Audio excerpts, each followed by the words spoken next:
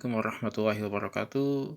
Alhamdulillah pada kesempatan kali ini kami akan men-share tutorial penggunaan aplikasi laporan kematian penduduk di Kecamatan Ampel Gading. Eh, Aplikasi ini menggunakan dua platform. Platform home atau induknya kita menggunakan web base atau berbasis website, sedangkan platform yang kedua pada level pelapor atau sender atau pengirim laporan di tingkat desa nanti kita menggunakan aplikasi Android. Karena kenapa kita menggunakan aplikasi Android? Untuk selain untuk aspek fleksibilitas juga terkait tentang kemudahan, karena nanti aplikasi bisa berjalan pada level offline dan online. Langsung saja kita masuk pada tahap pertama, yaitu kita meregister email pelapor. Hal ini penting karena ini step pertama sebagai salah satu pre-requirement ya, sebagai persyaratan utama agar user nanti mendapatkan hak akses untuk mengakses sistem aplikasi tersebut. Udah, ketika udah masuk kita langsung aja ketik ya nama pelapornya, misal Dedek Kurniawan, jabatan strukturalnya misal staf pemerintah desa, alamat email aktifnya kita ketik aja sesuai dengan email yang aktif.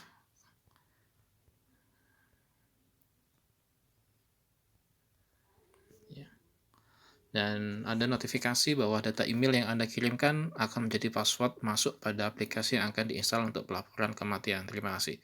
Kita langsung submit aja. Nah, ketika udah tersubmit, nah langsung Anda bisa masuk ke download aplikasi Android.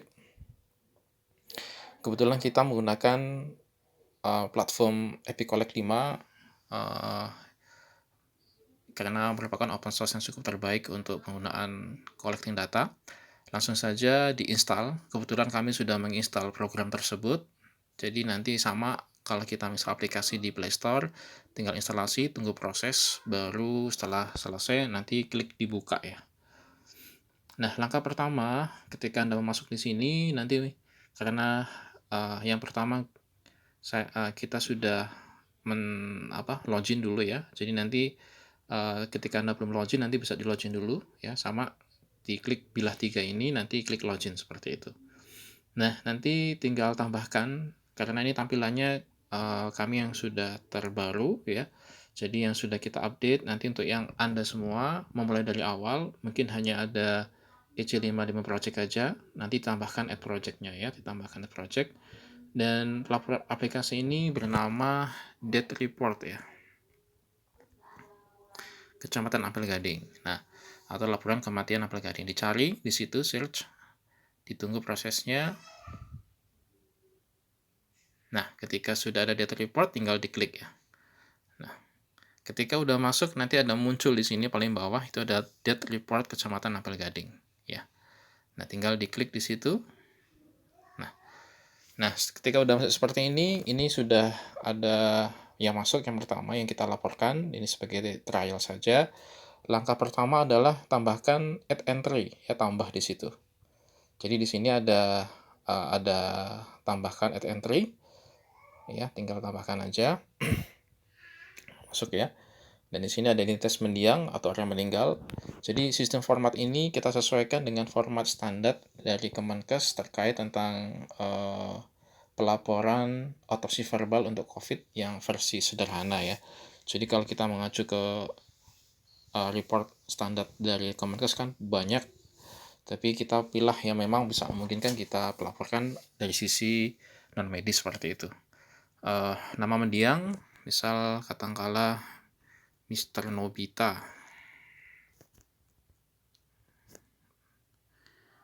Nomor identitasnya mungkin kita pakai nomor paspor, nick aja ya, paspor misal ya, katakanlah 3258963 seperti itu.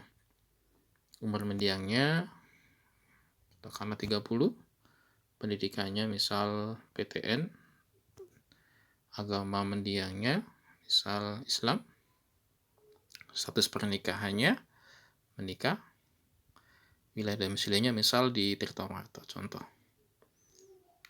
Alamat mendiang ini disesuaikan dengan alamat identitas ya. Misal di Jalan Raya Tirto Marto misal, nomornya XXX seperti itu, Kecamatan Ampel Gading.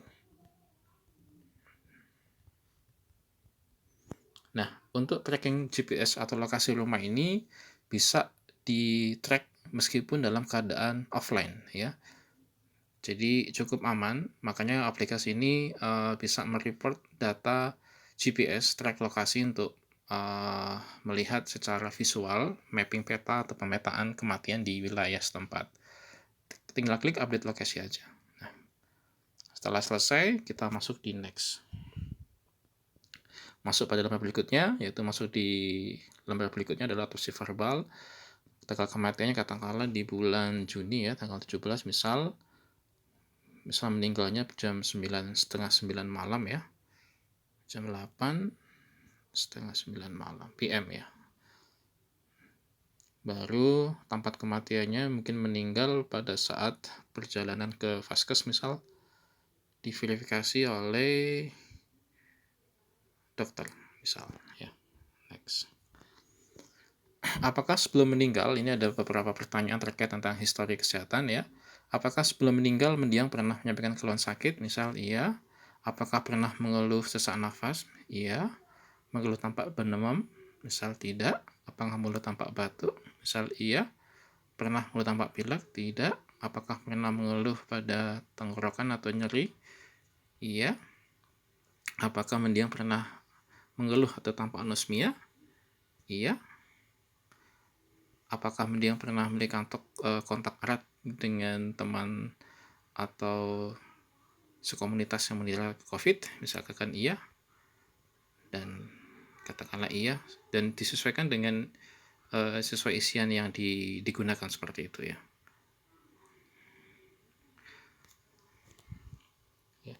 Tinggal klikkan next. Dan jika ini terkait pertanyaan yang berikutnya adalah masalah riwayat penyulit dan komorbid mendiang. Apakah mendiang menderita hipertensi misal? Katakanlah tidak, tidak, tidak, ya, disesuaikan dengan pertanyaan yang dipilih ya. Tidak, iya, misal tidak. Apakah pendiam menderita penyakit ginjal? Katakanlah tidak, tidak, seperti itu. Dan next. Setelah selesai pada tahap entry ya, karena di sistem pertanyaan ini ada tiga layer ya. Ketika sudah pada end layer atau akhir layer, tinggal di save entry aja.